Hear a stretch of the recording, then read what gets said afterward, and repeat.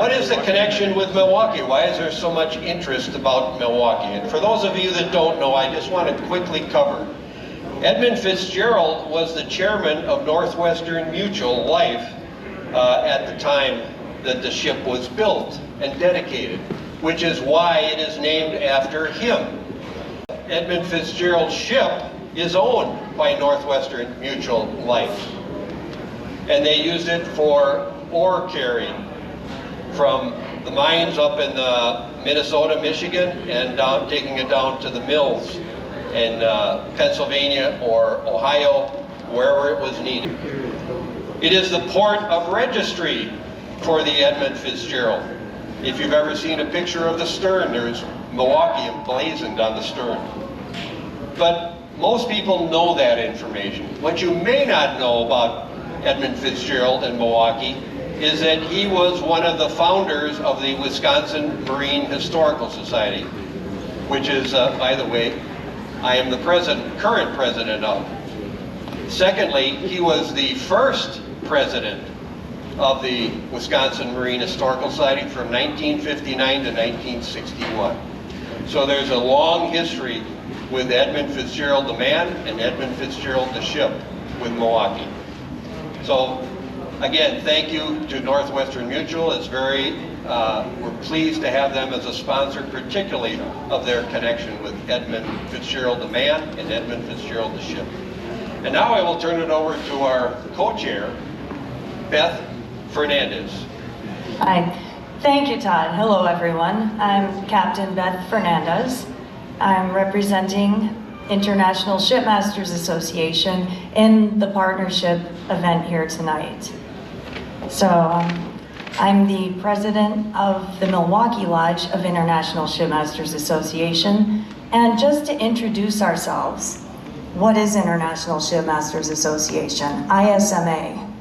We are a voluntary organization of licensed maritime professionals and others associated with the Great Lakes maritime community. We started in 1886 as a benevolent organization, and nowadays we offer support and scholarships to those pursuing careers in the maritime field, and we give Great Lakes captains a voice in the creation of safety and navigational rules and regulations.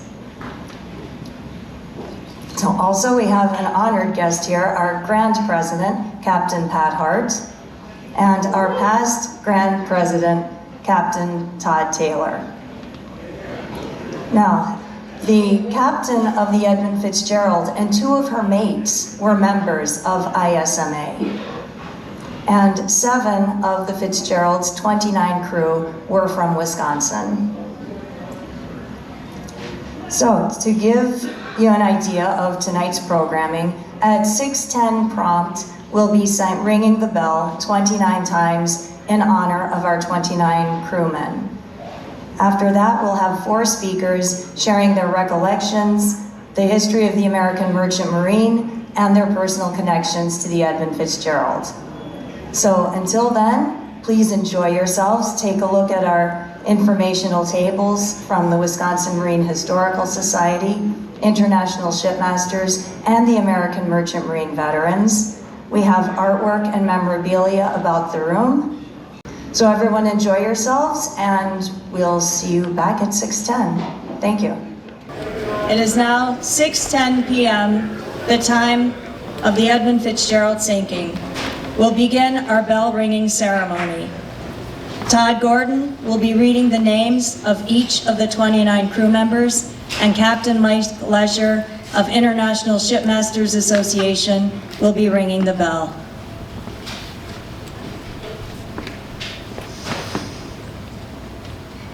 Michael E. Armagost, 3rd Rate, Iron River, Wisconsin. Frederick J. Beetcher, Porter, from Superior, Wisconsin.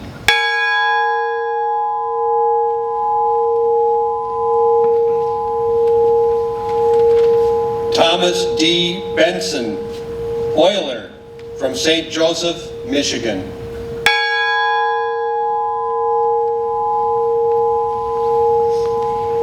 Edward F. Bindon, First Assistant Engineer, Fairport, Ohio.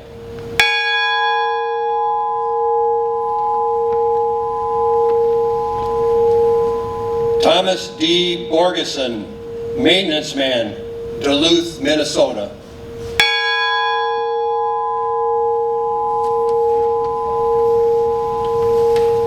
Oliver J. Champeau, Third Assistant Engineer, Sturgeon Bay, Wisconsin.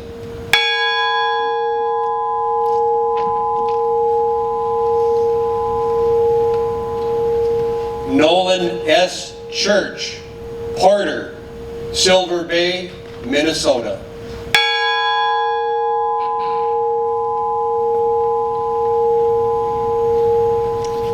Ransom E. Cundy, Watchman, Superior, Wisconsin.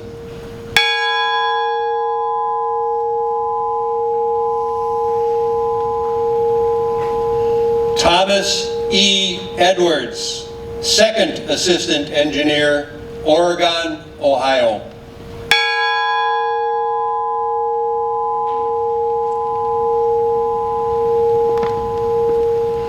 Russell G. Haskell, Second Assistant Engineer, Millbury, Ohio.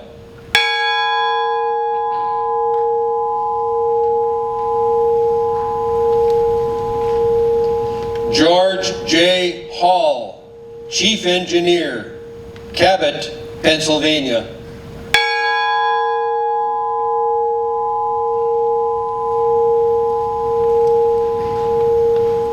Bruce L. Hudson, Deckhand, North Olmsted, Ohio.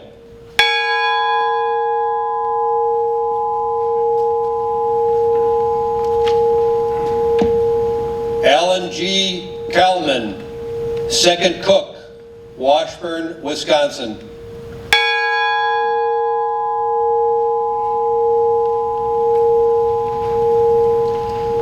Gordon F. McClellan, Wiper, Clearwater, Florida.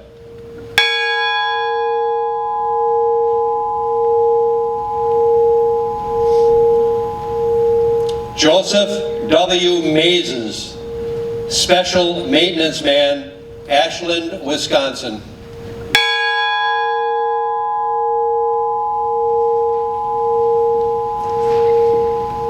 John H. McCarthy, First Mate, Bay Village, Ohio.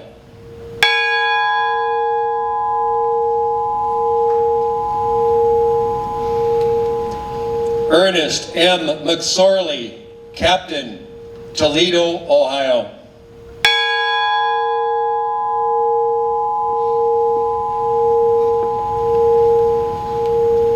Eugene W. O'Brien, Wheelsman, Toledo, Ohio.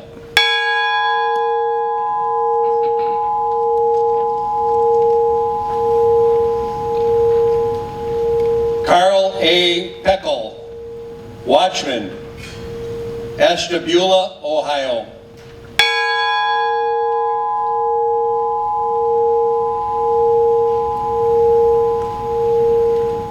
John J. Poviech, Wheelsman, Bradenton, Florida.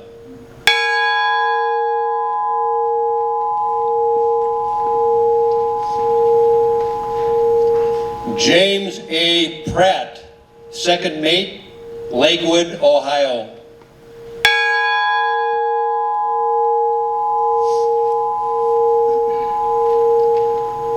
Robert C. Rafferty, Steward, Toledo, Ohio.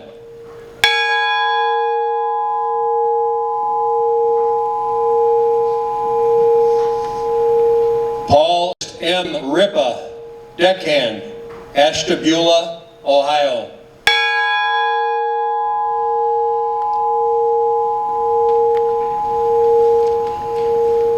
John D. Simmons, Wheelsman, Ashland, Wisconsin.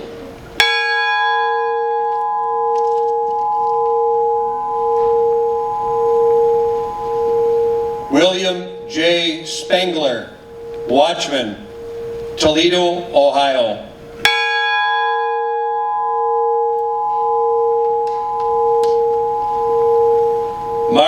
A. Thomas, deckhand, Richmond Heights, Ohio.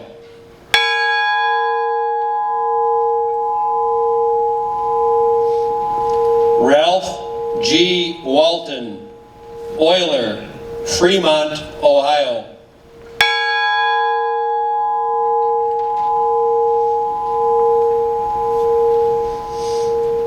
Blaine H. Wilhelm, oiler, Moqua, Wisconsin.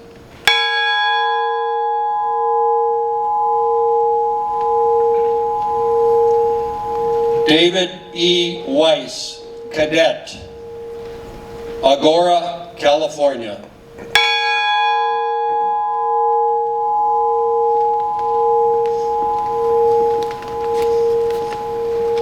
The 30th and final tolling of the bell is in honor of all mariners lost on the Great Lakes.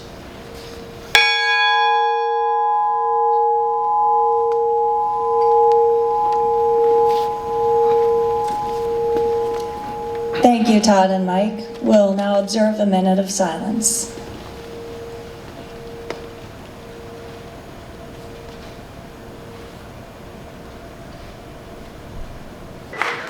Introducing Captain Chris Edyvean.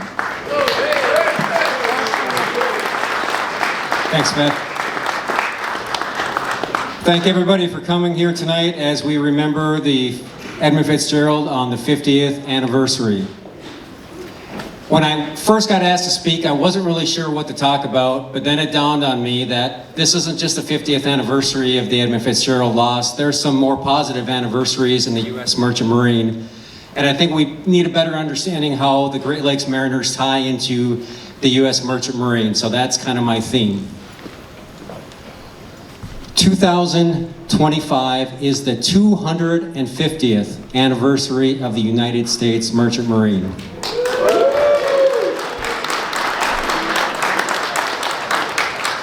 June 12th, 1775. That date precedes any other dates that our armed forces started on.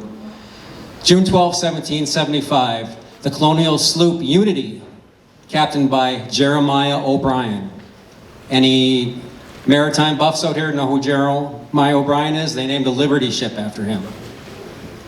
Jeremiah O'Brien and the Unity seized the British schooner Margaretta in what became known as the Battle of Margaretta, or the Battle of Machias, that's up there in Maine, or the Lexington of the Seas. It was the start of America's sea power.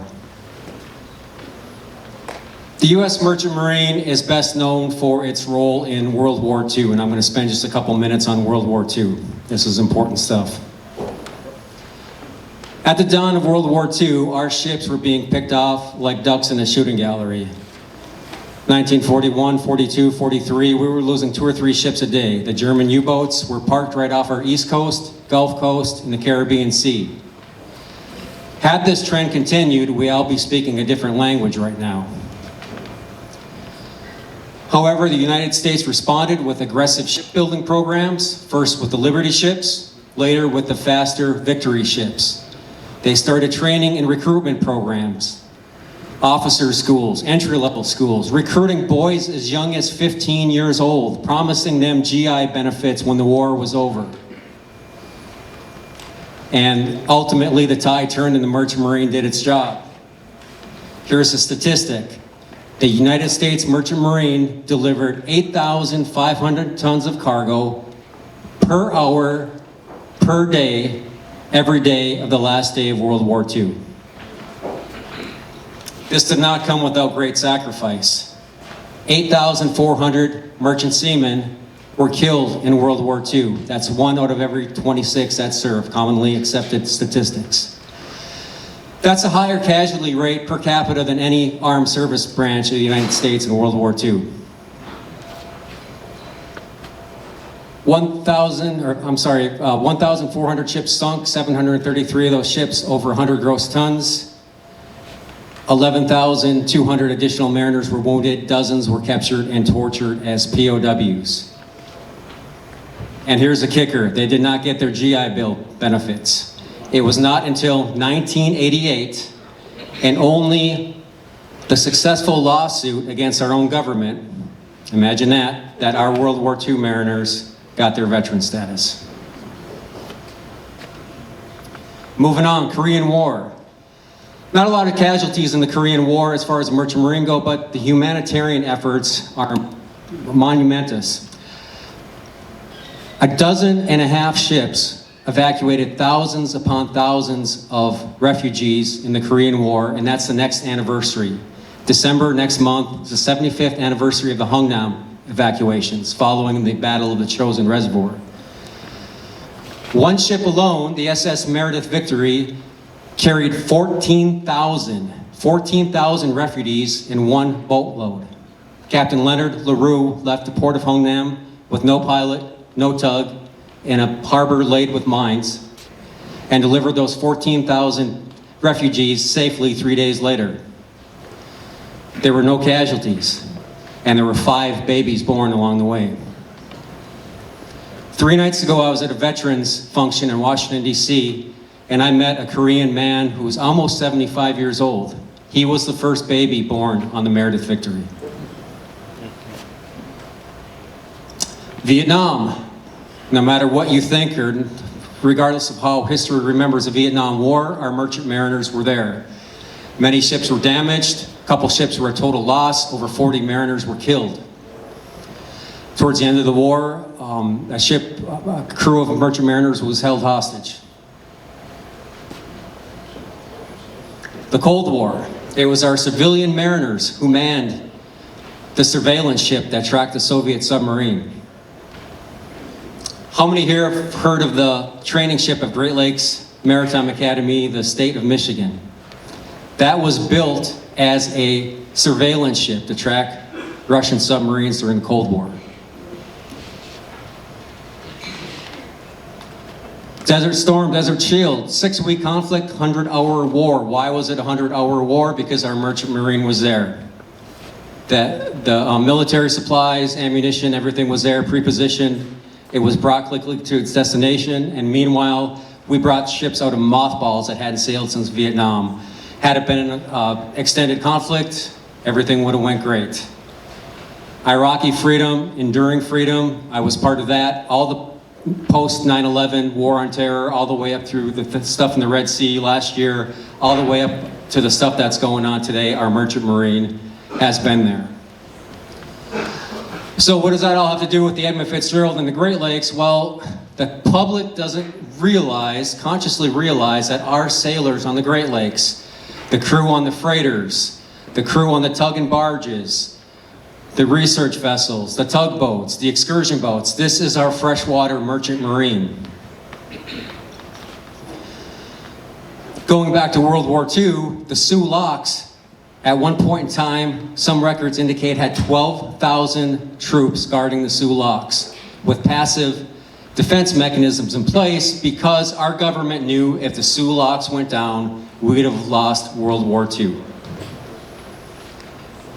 To paraphrase something I read in a book about the Great Lakes' contribution to World War II, the heart of the arsenal of democracy is the industrial region of the Great Lakes, and its blood is the iron ore that moves from Lake Superior down to the steel mills. Now, who does that work? The Great Lakes Merchant Marine. Members of the International Shipmasters Association have carried that ore and all the other goods on the Great Lakes since the founding of this nation. The Merchant Marine slogan is, "In peace and war." In peace, our Great Lakes mariners hold up the nation's economy. In times of conflict, when it's time to build ships and tanks and Humvees and all that other good stuff, we're carrying the ore as we have done historically through all of the nation's conflicts. And with that, I just want to say a couple comments about the Edmund Fitzgerald, because I realize there's a lot of non-sailors in here. And I'm from Hurley, Wisconsin. I'm just 6 hours north of here. Hurley, Hayward, and Hell, if you ever been up there. It's real. I get asked a lot what it's like working on the lakes. You know, I have a business card that says frequently asked questions. How did the Fitzgerald sink? What happened? How big are the waves? But what I really get asked on November 10th every year is, How does it make you feel when you think about the Fitzgerald? What goes through your mind? And I can safely, I think, vouch for all the Mariners in the room who know the lifestyle, what it's like to be away from home for weeks at a time, who know what it's like to be out there in rough weather, who know all the different uncertainties of the job. And when we think about the Fitz crew and know that this was just another ship doing the same thing that we do day in and day out, it's just a different kind of day. It's just a different kind of day for us. Last year on November 10th, I had the privilege of attending the ceremony, the evening ceremony at Whitefish Point, where the descendants and family members of the Fitz gather. What a ceremony. The vibe at that ceremony was like anything, unlike anything I've ever felt before. The camaraderie and the friendship that was formed with these family members, that was born out of this tragedy 5 decades ago, it was both sad and inspiring to see the way that these family members interacted with each other. And when I looked at these family members and watched them during the ceremony, it occurred to me how young they must have been back in 1975 to lose somebody so dear to them. And now, 50 years later, in their latter years, they still show up each year faithfully and loyally to honor the 29 on the Edmund Fitzgerald. And tonight, we honor them as well. Thank you.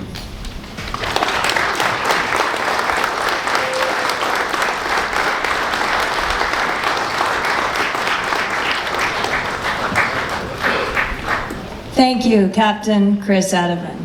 That was a wonderful history of the American Merchant Marine and its connection to the Great Lakes and the Edmund Fitzgerald. Next, I'd like to introduce Captain John Mallard.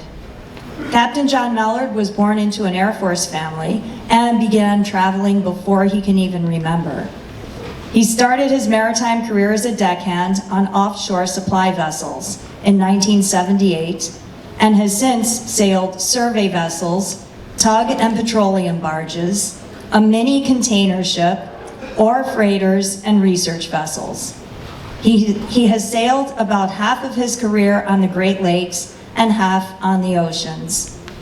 His career has taken him to the U.S. Pacific Coast, Arctic Alaska, the North and South Atlantic, West Africa, South America, and Asia.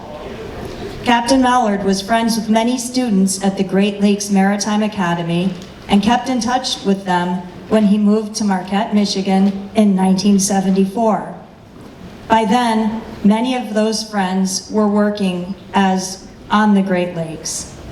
Captain Mallard was on the shore of Lake Superior on November 10th, 1975, and is going to tell us his personal story relating to the Edmund Fitzgerald. Good evening, ladies and gentlemen. On this solemn occasion, I'm here to share my connection to the Edmund Fitzgerald tragedy.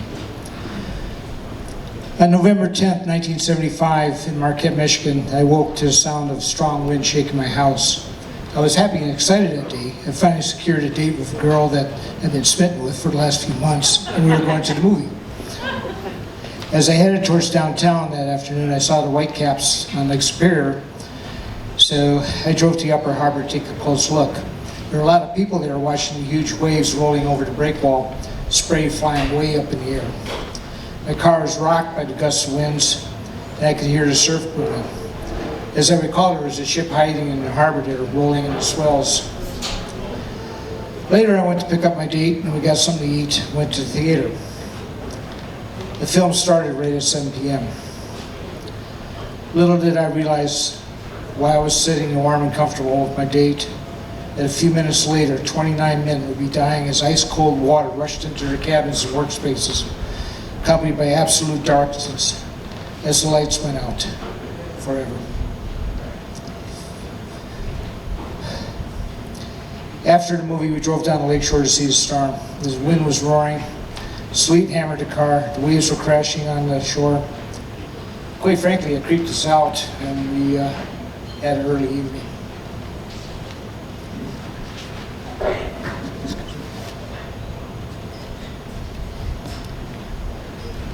Sorry for the interruption. Figures, got it. The next day, I heard on the radio that the Fitzgerald had disappeared. I was very worried as I had several friends that sailed on Lakers, either that evening or next day, I don't remember when. The phone rang and I got the awful news that my friend Tom Bentsen had been on the Fitzgerald. Tom had been attending the Great Lakes Maritime Academy to get his engineer's license, but he'd been forced to drop out the year before due to lack of funds. He was working as an oiler on the Edmund Fitzgerald, raised money to go back to school at the academy. Tom was a great guy, good-hearted, fun to be with. I miss him. It was 3 years after this I decided to go to sea, and 47 years later I still sail commercially, both on Great Lakes and on ocean. Occasionally I've had to pass very close to the wreck site, possibly right over it, as it lies right on the Lake Erie Association course line to Thunder Bay. It upsets me when it happens. I can't visit any maritime museum that displays artifacts from the Fitzgerald. It's just too much, even this long ago. But I do appreciate Gordon Lightfoot's song. Please remember that the crew of the Edmund Fitzgerald, as well as all the lost seafarers they represent, they're on a voyage. I lost the mic. They are on a voyage that will never end. Thank you for listening. Good evening.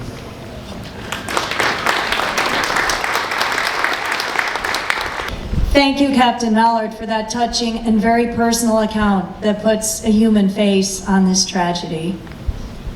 Next, I'd like to introduce Captain Shawn McKenzie.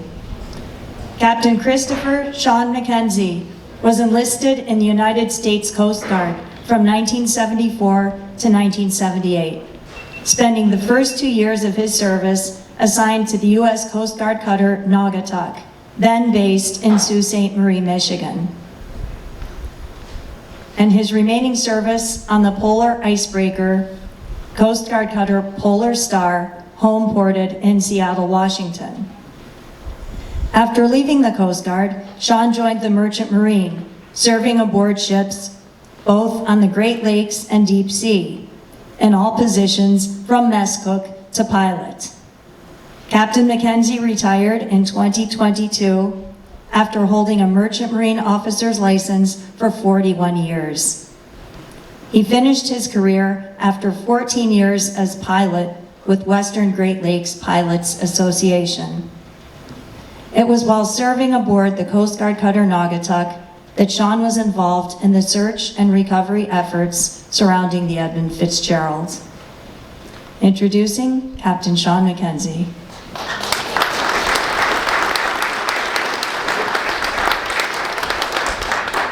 Howdy, howdy. So, as Beth said, I spent my first 2 years of my enlistment in the Sault Ste. Marie on the NAUGATUCK. Just to give you a little information on the NAUGATUCK. It was built in '39, and it was a 110-foot tug, and it was the primary rescue vessel. Some of you may have read this in some of the books that have come out. It was a primary rescue vessel for the Coast Guard on the eastern end of Lake Superior. The previous winter had been the first year-round ice navigation season. And so we were getting prepped for the next season, the next ice season. So we found ourselves on November 10th, we were in the middle of what they call the yard availability status. And what that meant was that there was no water, no food on the ship. All of our berthing spaces were being rehabbed. So the galley was just shut down. Nobody was living on the ship, and those of us that didn't have an apartment uptown in the Sioux were living on the base. And so the main engines were also in various stages of assembly. So the weather that day was very warm. It was for November. It was about 60 degrees, and the wind started piping up early in the afternoon and just kept building and building and building. And so about 7:30, we got the call from Group Sioux to make preparations for getting underway, and I believe that they named the Fitzgerald as the vessel that was missing. I don't recall entirely, but anyway, so we got to work, and we took care of all the stuff that wasn't nailed down, threw it on the pier, all the bunks, all the bunks, and we had to buy water up the street. The cook had to go find a store that would be open. Back then there were no 24-hour Walmarts or stores that were open any later than 5 or 6 o'clock at night.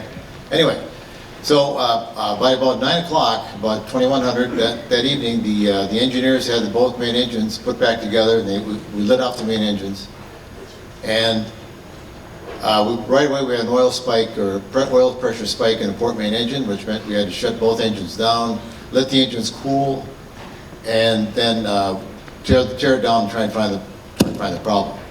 Well, this took until the next morning, about 9 o'clock, before they had the engines put back together, tested, and we were ready to depart the dock. That evening, I was standing radio watch, and the Coast Guard was making a broadcast. The Coast Guard Group Sioux was calling the Fitzgerald about every 30 minutes, asking them to come in on channel 12, I believe it was, that they wanted to switch to. But that went on for about 3 days, actually, and it was the strangest thing because we got out the next morning, and I came around the corner of Point Louise, and there was absolutely no wind. It was a glassy swell. I've never seen anything like it. Never seen anything since like that. There was a B-52 making a low pass over the lower end of Whitefish Bay. K.I. Sawyer and Kinchler Air Force bases were still in operation back then. But anyway, so we spent our day picking up wreckage from the vessel. Most of it was covered with bunker oil. And so by the end of the afternoon, the ship was oil stem to stern. It was just everywhere. And at some point in early afternoon, we got up to the vicinity of Isle Parisienne, and we spotted a life raft. One of the canister rafts had washed ashore on the Canadian shore back of Isle Parisienne. And so myself and another crewman from the NAUGATUCK went over in the workboat, and as we were proceeding to the raft, there was a Canadian search party walking the shore. They waved us off. So we never did really get very close to that. But anyway, our involvement was about 3 days in the whole search and recovery effort. And again, standing radio watch, we anchored that evening outside of, just in back of Isle Parisienne. And that same Coast Guard broadcast was going out.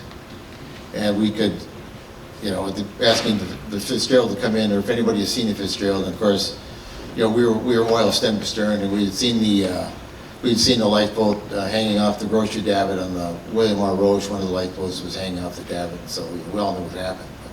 But anyway, so we let me see one other thing here. Extensive list of notes here. Well, that was about it. I had a friend that I met some years later who was in the Sioux at the time. His trader house got toppled off its moorings, and actually the side they came down on the ground was on the door, so he had to punch a window out to get out of his trader house. But anyway, some years later, I'd sailed deep sea, and I was looking to write my pilot's license for the Great Lakes, and so I was wheeling on the Columbia Star. And this would be about 1992, and we had the son of John McCarthy, the first mate, on board the vessel with his wife. They were guests of the company. And he had worked on the Fitzgerald and other Ogilvy Norton boats while he was going to school in the summers. And this is the first time he had been on the lake since his father passed, since his father went down in the lake. And Captain Capser, who was a captain on the Columbia Star, stopped the vessel right over the wreck for about 30 minutes. And none of us were allowed to go outside.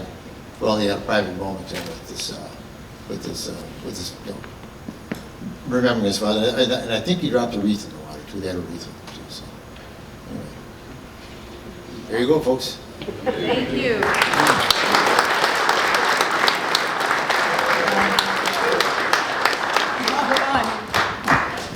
And last but not least, I want to introduce Captain Dave Blomberg. Captain Dave Blomberg graduated from the United States Coast Guard Academy. I love you. Graduated from the United States Coast Guard Academy in 1969. and dedicated 20 years to service.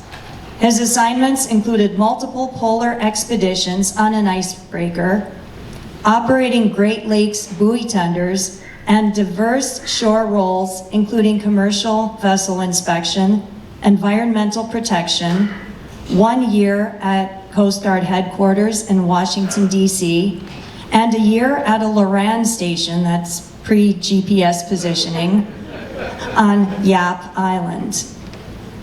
After retiring from the Coast Guard, Dave spent 11 seasons as a Great Lakes mate, primarily with American Steamship Company.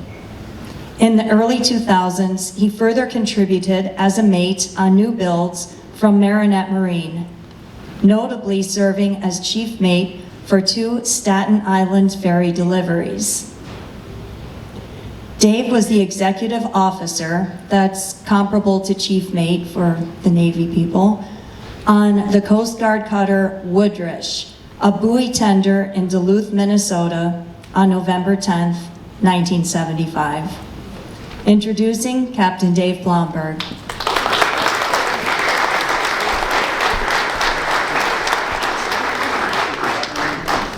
It's live, just get it real close to your mouth. Hello, everybody, and thank you for being here. As Beth said, I was on the 180-foot buoy tender WOODRUSH, home ported in Duluth, and we got the call that night to proceed down because the Fitzgerald, was apparently lost. Now, for us, it was a 20-hour trip, so we weren't going to be going down looking for survivors. Unfortunately, there wasn't anybody to find if you'd been there in 20 minutes, much less 20 hours. But we did get down there. In fact, that storm that took them had gone by, but we got the next one was coming through as we were going down there, and so that was a bit of an adventure too, because the fellow that was the captain on there had been there for several months, but had always sailed saltwater. And okay, I'm sorry. And he had always sailed saltwater, and he was making not too many good things about sweetwater sailors until we went down there that night and he got thrown out of his rack 3 times. And he didn't have anything bad to say about sweetwater sailors after that. But we did get down there the following evening, not long before dark, and that storm, things had settled down again. And just as we got there, they pretty much knew where it was because there was some oil coming up. And just as we got in that area, a ring buoy popped to the surface. So it must have just come off the rail, because anything that would have been, was long gone over on the Michigan side that had come up prior to that. Anyway, we covered the ring buoy and went into the Sioux. And for the next couple of weeks we were there, they had the side-scan sonar surveys to get an idea of what was going on. And also the National Transportation Safety Board was there. And I think this was the first time, as I recall, that NTSB was participating in a marine investigation. It was, had been all aviation stuff prior to that. And it was interesting, listening to those fellas, the side-scan sonar survey, get sort of an outline of where the vessel was on the bottom. And the fellow said it was much like, when a plane flies into something. Basically, the first third stopped, the middle third just dismantled, all destroyed. And the back third was rotated nearly 90 degrees and upside down, and that's basically what it was with the Fitzgerald, which I think was led them to believe that it broke up when it hit the bottom. It didn't break up on the surface, but again, nobody knows for sure. And but so we were there for several weeks, and then proceeded back, and that's the extent of our involvement with the Fitzgerald, and certainly. Thank everybody for being here and remembering the folks that were lost, as well as everybody else. Thank you.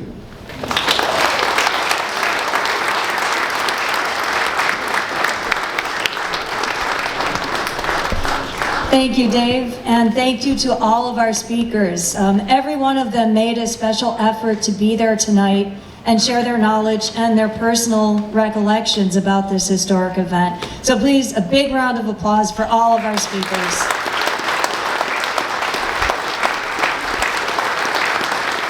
Thank all of you for coming and supporting this event. When we started this, or started planning for this over 2 months ago, We weren't sure what was going to happen, what the turnout would be, what the interest level would be, and we are so thankful that Milwaukee is supportive of these types of events. And I also wanted to mention our sponsors. Our major sponsors were David and Julia Eli, Jerry's Silo Marina, Michael's Construction, and Northwestern Mutual Insurance Company.